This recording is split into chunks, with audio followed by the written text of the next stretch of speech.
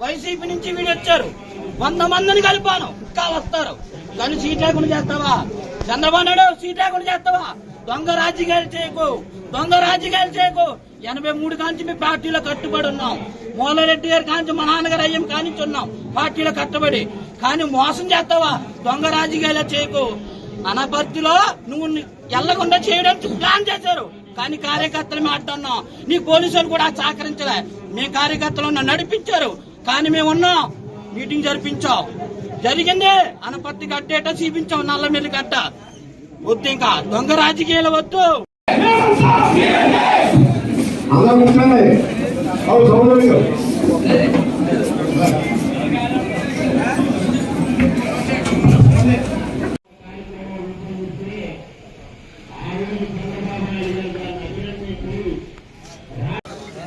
మీ అందరికీ విజ్ఞప్తి చేసేది ఒకటే, ఇవాళ ఇక్కడ జరిగిన పరిణామాలు ఎవరు ప్రధాన కారణం అంటే వైసీపీ ఆడిన కుట్ర రాజకీయంలో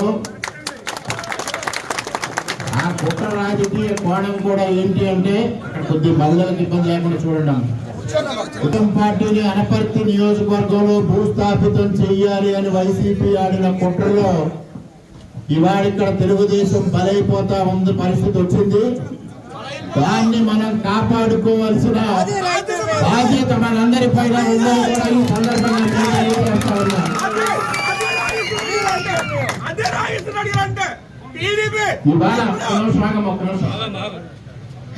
ఇవాళ 42 సంవత్సరాలు 1970లో మా తండ్రి గారు ఈ ప్రాంతంలో ఈ గ్రామ సర్పంచ్ గా రాజకీయ ప్రస్థానం మొదలు పెట్టారు.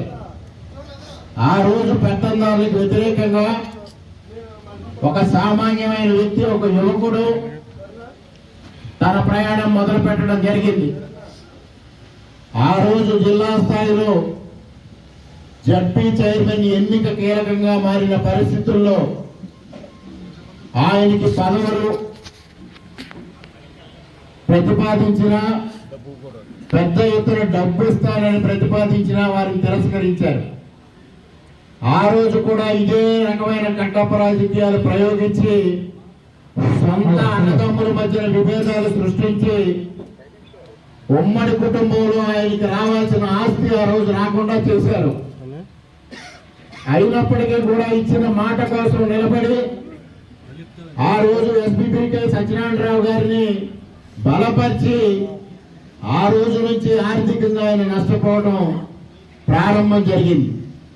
అయినప్పటికీ మొక్కవోని దీక్షతో, అకుంఠితమైన దీక్షతో ఆయన రాజకీయాలు నిలుపుతూ ఈ ప్రాంతంలో 1978లో ఇందిరా కాంగ్రెస్ టికెట్ ఆయనకి ఇవ్వడం జరిగింది.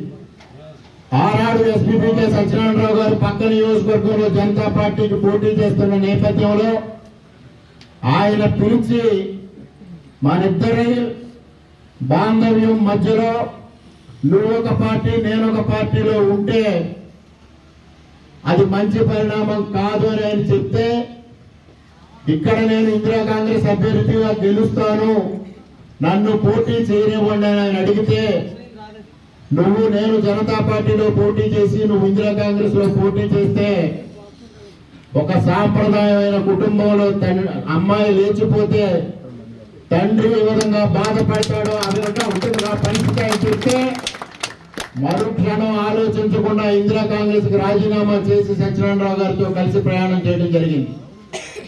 తర్వాత 82లో తెలుగుదేశం పార్టీలో చేరిన తర్వాత ఎన్ని ఆటుపోట్లకు గురయ్యారో, ఎన్ని ఇబ్బందులకు గురయ్యారో, ఆర్థికంగా ఎంత నష్టపోయారో, రాజకీయంగా ఎన్ని సమస్యలు ఎదుర్కొన్నారో. ప్రతి ఎన్నికలోని ఆయనకి టికెట్ ఇవ్వద్దని జిల్లాలో ఉన్న పెద్దలందరూ ప్రయత్నాలు చేయడం జరిగింది. అయినప్పటికీ ఆ రోజు తెలుగుదేశం పార్టీ నందమూరి తారక రామారావు గారు కానీ, తర్వాత చంద్రబాబు నాయుడు గారు కానీ అనేక క్లిష్ట సమస్యల్లో సైతం మూలారెడ్డి గారికి టికెట్ ఇచ్చి గౌరవించడం, మూలారెడ్డి గారు గెలిచిన తర్వాత కార్యకర్తల్ని ఏ విధంగా కాపాడుకున్నారు, కార్యకర్తలతో ఏ విధంగా మెలిగారు, నియోజకవర్గాన్ని ఏ విధంగా అభివృద్ధి చేశారు అన్నది మీ అందరికీ తెలిసిన విషయమే.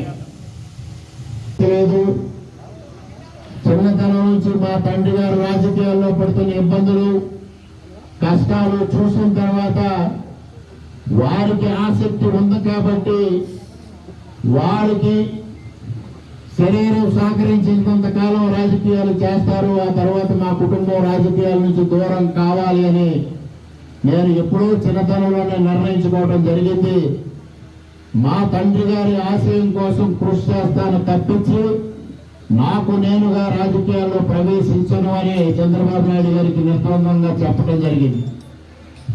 దాదాపు మా ముగ్గురు మధ్యన 3.5 గంటల పాటు చర్చలు జరిగాయి. అనేక ప్రతిపాదనలు చేశారు చంద్రబాబు నాయుడు గారు. అన్నిటినీ నేను సున్నితంగానే తిరస్కరించాను. ప్రధానంగా అప్పటికి నేను ఏదైతే వంశీ ఇండస్ట్రీస్ పేరుతో ఒక పరిశ్రమ పెట్టి తీవ్రమైన నష్టాల్లో, ఆర్థిక కష్టాల్లో ఉన్నానో, అటువంటి పరిస్థితుల్లో ఎన్నికల్లో పోటీ చేసి ఆర్థికంగా ఏ విధంగానూ సహకారం చేయలేని పరిస్థితుల్లో కార్యకర్తల్ని మరలా ఇబ్బందులు పెట్టాలి అనే ఉద్దేశంతో నేను చంద్రబాబు నాయుడు గారి దగ్గర ప్రతిపాదించింది ఒకటే. మూలారెడ్డి గారు ఆర్థికంగా బలమైన ఒక వ్యక్తిని తీసుకొచ్చి తెలుగుదేశం పార్టీకి అప్పగిస్తారు, వారిని అభ్యర్థిగా ప్రకటించండి, మా కుటుంబం అంతా ముందుండి ఎన్నిక పూర్తి చేసి ఆ అభ్యర్థికి తెలుగుదేశం పార్టీ సారథ్య బాధ్యతలు అప్పగించి మా కుటుంబం రాజకీయాల నుంచి విరమించుకుంటామని ఆయన చెప్పడం జరిగింది.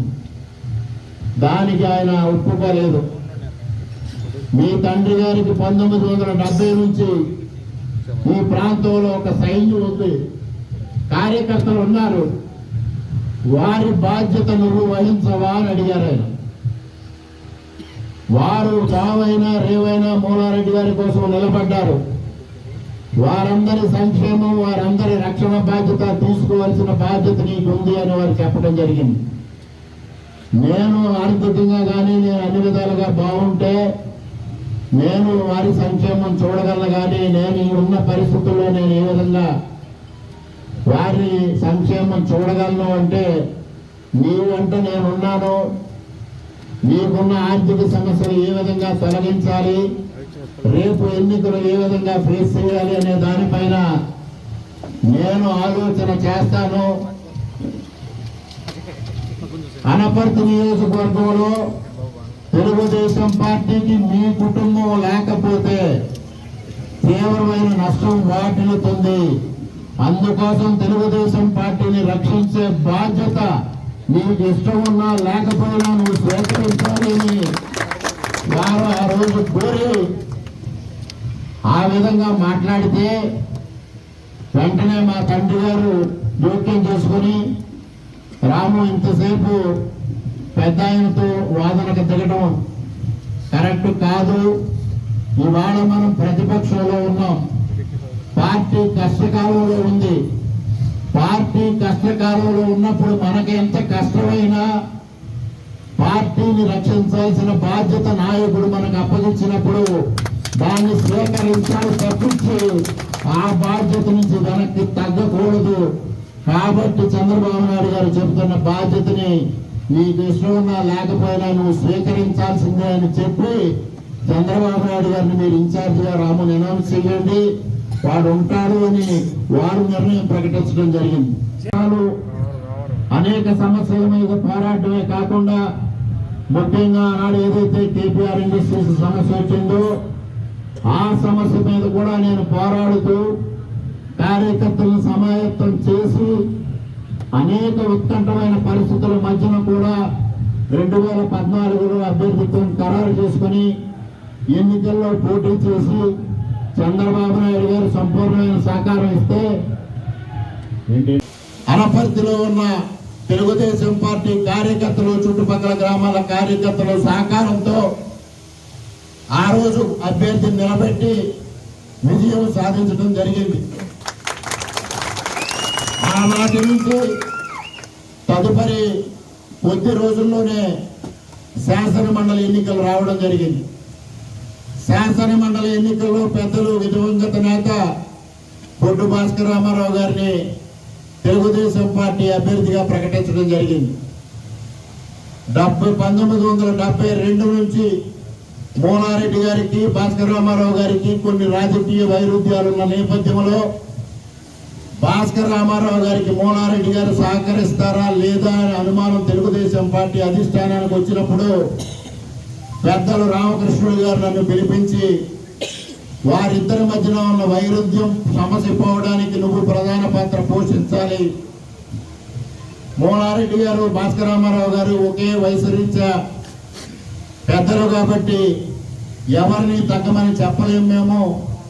నువ్వు భాస్కర్ రామారావు గారితో సయోధ్య పాటించి ఈ ఎన్నికల్లో విజయం కోసం నీ వంతు కృషి చేయాలని నాకు బాధ్యత అప్పగించడం జరిగింది, చంద్రబాబు నాయుడు గారు చెప్పమన్నట్టుగా. దానితో నేను కార్యాచరణ రూపొందించుకుని ఆనాడు కాంగ్రెస్ పార్టీలో ఉన్న ఎంపీటీసీల్లో అతి ఎక్కువ మందిని తెలుగుదేశం పార్టీలోకి తీసుకొచ్చి భాస్కర్ రామారావు గారికి ఓటు వేసే విధంగా కార్యాచరణ రూపొందించి ఆ రోజు విశాఖపట్నంలో ఎంపీటీసీ సభ్యులతో క్యాంపు కూడా రన్ చేసి ఆ రోజు భాస్కర్ రామారావు గారి విజయానికి కృషి చేస్తే ఎన్నికలైన వెంటనే చంద్రబాబు నాయుడు గారి దగ్గర భాస్కర్ రామారావు గారు చెప్పడం జరిగింది. ఈ ఎన్నికల్లో రామకృష్ణారెడ్డి పోషించిన పాత్ర చాలా కీలకం. ఈనాటి రాజకీయాల్లో పాత తరం రాజకీయాలు తెలియదు, ఒక రామకృష్ణారెడ్డి వల్ల సాధ్యమైందని చెబితే ఆనాటి నుంచి నన్ను నియోజకవర్గం ఇన్ఛార్జిగా పెట్టాలని చంద్రబాబు నాయుడు గారు 2 సార్లు ప్రకటించడానికి సిద్ధం కావడం జరిగింది. కానీ నాకు ఏదైతే మా తండ్రి గారు నిరాశ చూసి ఒక బాధ్యత తీసుకున్నానో, తర్వాత పెద్దలు చంద్రబాబు నాయుడు గారు, రామకృష్ణుడు గారు ఒక బాధ్యత అప్పగిస్తే ఆ బాధ్యత నిర్వర్తించాను తప్పించి నాకు రాజకీయాలంటే ఆసక్తి లేదు, నేను నియోజకవర్గం ఇన్ఛార్జిగా బాధ్యత తీసుకోనని మరలా అదే పెద్దలు రామకృష్ణుడు గారి దగ్గరికి వెళ్ళి 2 సార్లు కూడా చంద్రబాబు నాయుడు గారు ప్రకటించాల్సిన నిర్ణయాన్ని 2 సార్లు వాయిదా వేయించడం జరిగిందనేది కూడా ఈ సందర్భంగా మీకు తెలియజేస్తా ఉన్నా. ఆ తదుపరి 2012లో ముందు రోజు రామకృష్ణుడు గారిని, యనమల కృష్ణుడు గారిని పిలిచి రామకృష్ణుడు గారి స్థానంలో యనమల కృష్ణుడు గారిని ఇన్ఛార్జిగా ప్రకటించడం జరిగింది. 2వ రోజు మమ్మల్ని ఇద్దరిని పిలిపిస్తే నేను వారికి స్పష్టంగా చెప్పడం జరిగింది, నేను ఎన్నికల్లో పోటీ చేసే ఆలోచన కానీ రాజకీయాల్లోకి వచ్చే ఆలోచన కానీ లేదు, నాకు రాజకీయాలంటే ఆసక్తి లేదు అని చెప్తే దానికి వారు కారణం అడగడం జరిగింది. నా ముందు నుంచి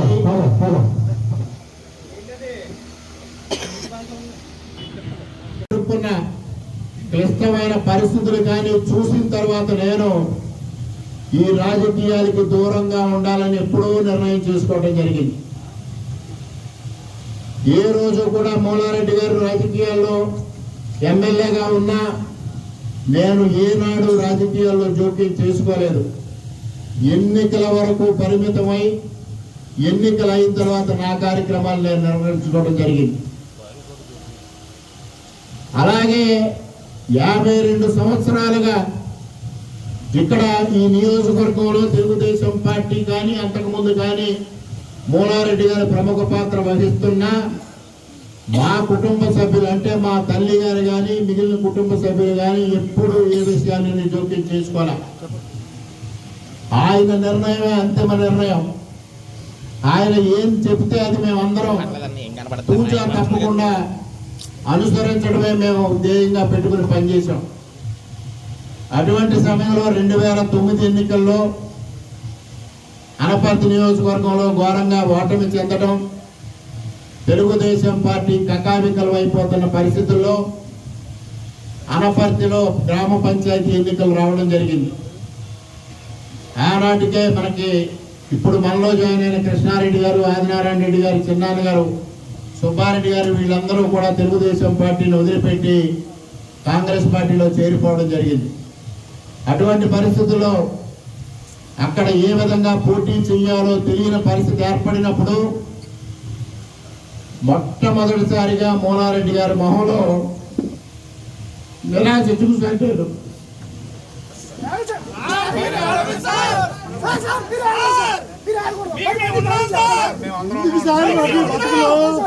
ఎందుకు సార్ మేము చనిపోవడానికి సిద్ధమే, మేము చనిపోవడానికి సిద్ధమే. ఆయన మొహంలో నిరాశ చూడలేక